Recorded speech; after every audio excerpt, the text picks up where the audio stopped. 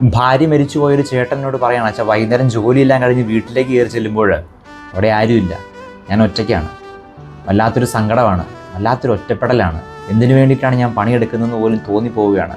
ഇത് പറഞ്ഞിട്ട് ആ ചേട്ടൻ വിങ്ങിപ്പൊട്ടുകയാണ്. ഇന്നത്തെ സുവിശേഷത്തിൽ ഒരുപാട് ആശ്വാസം നൽകുന്നൊരു വചനഭാഗമാണ്. ലോകത്തിൻ്റെ ഭാഷയിൽ നോക്കിക്കഴിഞ്ഞാൽ എന്തൊരു പൊട്ടത്തരമാണ്, ഒരു ലോജിക്കും ഇല്ലാത്തൊരു പ്രവൃത്തി. കാരണം 99 ആടിനെ വെട്ടിയിട്ട് ഒരാളുടെ പുറകെ പോകുന്നൊരു ഇടയൻ. പക്ഷേ നിങ്ങൾ ഈ ഒരാടിൻ്റെ കാര്യം ഒന്ന് ചിന്തിച്ചു നോക്കി, അവൻ ഒറ്റയ്ക്കായിരുന്നു. ബാക്കി 99നും കൂടെ ആളുകളുണ്ടായിരുന്നു, കൂട്ടുകൂടാൻ ആളുകളുണ്ടായിരുന്നു. പക്ഷേ ഈ ഒരാടിൻ്റെ ചിത്രം നിങ്ങൾ മനസ്സിലൊന്ന് ചിന്തിച്ചു നോക്കിയേ. ഏതോ ഒരു കാട്ടിൽ ഒറ്റപ്പെട്ട് മരണത്തെ മുന്നിൽ കണ്ടുകൊണ്ട് ഭയന്ന് വിറച്ച് ഇങ്ങനെ ഒറ്റപ്പെട്ട് കഴിയുന്ന ഒരാട്, അതിനെ തേടിയാണ് ആ ഇടയൻ വന്നത്.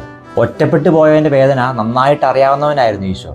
കാരണം രക്തം വിയർത്തവൻ പ്രാർത്ഥിച്ചപ്പോൾ അവൻ ചോദിക്കുന്നുണ്ട് ശിഷ്യന്മാരോട്, കുറച്ചു നേരമെങ്കിലും എൻ്റെ കൂടെ ഇരിക്കാൻ നിങ്ങൾക്ക് സാധിക്കുന്നില്ല എന്നുള്ളത്. പിന്നീട് പടയാളികളൊക്കെ വന്നു കഴിയുമ്പോൾ ഈ 3 വർഷവും കൂടെ ചേർത്ത് നിർത്തി ചങ്കുകളായ ഈ ശിഷ്യന്മാർ എല്ലാവരും ഓടി ഒളിക്കുകയാണ്.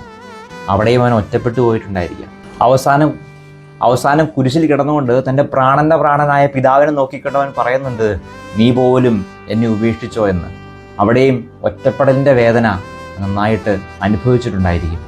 അതുകൊണ്ടാണ് ഈ ഒറ്റപ്പെട്ടു പോയ ഈ ഒരു ആടിനെ തേടി ആ ഇടയൻ ഇറങ്ങി തിരിച്ചത്. നിന്റെ ജീവിതത്തിൽ നീ ഒറ്റപ്പെട്ടു പോകുമ്പോൾ അതുകൊണ്ട് വിഷമിക്കണ്ട.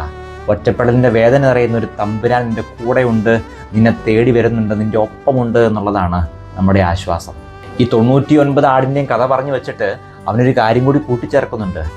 ഈ ചെറിയവരിൽ ആരെ നിന്ദിക്കാതിരിക്കാൻ സൂക്ഷിച്ചു കൊള്ളുവിനെന്നുള്ളത്. ആരെയും അവഗണിക്കാതിരിക്കാം, ഒറ്റപ്പെടുത്താതിരിക്കാം, ചേർത്ത് പിടിക്കാൻ സാധിക്കട്ടെ. ഒറ്റപ്പെട്ടു പോകുന്നതിന് താങ്ങായിട്ട്, തണലായിട്ട്, അവനെ തേടിയെത്തുന്ന ഒരു ഇടയനായിട്ട് നീയും മാറണമെന്നുള്ളത്.